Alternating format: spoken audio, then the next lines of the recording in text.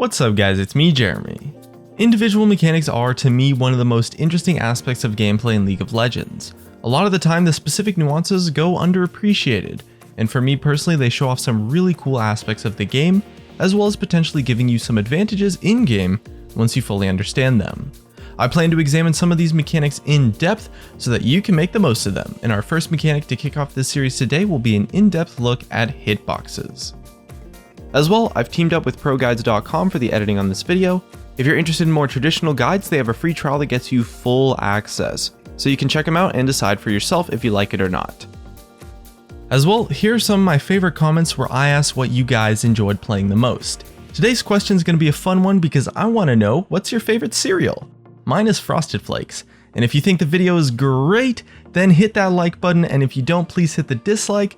Anyways, let's get started. So first of all, what is a hitbox? A hitbox is what is used to measure whether or not something hits a target. They're kind of like invisible zones around your character model that trigger when hit by something. In a game like League of Legends, everything that can hit or be hit by something has a hitbox. So every character and every skill shot in the game has a hitbox, and those hitboxes are used to decide whether or not any given ability or thing hits a target. This mostly applies to skill shots, of course, since targeted abilities will hit regardless once you click them. In League of Legends, hitboxes are circular, and every unit is surrounded by a circular hitbox that detects when it hits or gets hit by something. For champions, there are 3 different sizes of hitboxes that exist: small, medium, and large. Someone like Annie has a pretty small hitbox, while someone like Ashe has a medium-sized hitbox, and a champion like Cho'Gath has a large hitbox.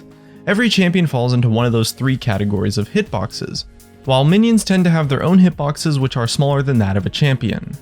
However, since hitboxes happen to be in the shape of a circle, maybe an oval, this can lead to a lot of misleading visuals, since most champions aren't shaped like a circle, meaning that all hitboxes extend a little bit past the actual visual model, especially on the corners. Depending on the geometry of a champion, there will always be visual peaks and valleys that extend past or fall short of the hitbox. In addition, visuals in League are 3-dimensional, but the actual hitboxes are functionally 2-dimensional. Because of this, character models will tend to appear above or north of their hitbox, meaning that abilities that appear to hit the very top of a model are actually kind of going behind them in a way, since the hitbox ended. This is a great way to sneak in some skill shot dodges, since the hitbox at that location is consistently misleading. And as well, a character's feet, or like the bottom area of a character, are much more prone to generous hitboxes because of the 2D thing. And because of this, when aiming your skill shots, it's really good to look at a character's feet instead of their actual body to get a better idea of where to aim, since you will always hit a skill shot if you hit a character's feet. And the same idea goes for abilities. Skill shots have a circular-esque kind of hitbox, and with skill shots, unit collision is measured edge to edge, which means to land the skill shot, the edge of your ability's hitbox has to touch the edge of the enemy champion's hitbox. However, since most skill shots aren't perfect circles or ovals either visually, the visuals may not match the hitbox as closely as you'd expect. Since the hitboxes aren't identical to the visuals, you can use this to your advantage quite a bit.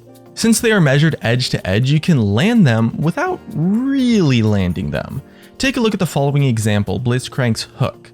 Remember that his hook launches from his right hand, so if you position it properly, you can land the hook, while to your opponent, it really looks like they dodged it. As long as the edge of the hitbox on your hook contacts the enemy champion's hitbox without connecting with any minion hitboxes along the way, it's going to land, even if visually the hook doesn't look like it grabbed the champion.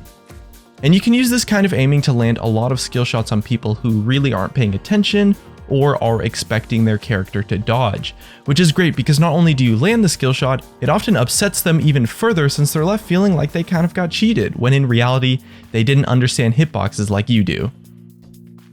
Different skill shots have different hitboxes though, so you'll need a little bit of an understanding for each individual character you're playing, but it's a great thing to think about with your aim to land more skill shots or to maybe dodge more of your opponents. This is one way that the pros fully master their champions to a level that casual players kind of don't, and it's part of why you see so many crazy plays from people in high elo. You can also use this concept to shoot skill shots past or through minions unexpectedly. Minions have a pretty small hitbox, and there's a lot of situations in lane where you can angle things to go around the minion by overcompensating a little bit on one side or shooting it past the edge, and this especially goes back to the 2D versus 3D thing that I mentioned previously towards the beginning of the video. Now finally, one of the more interesting things that I like to think about is how skins can have an impact on this.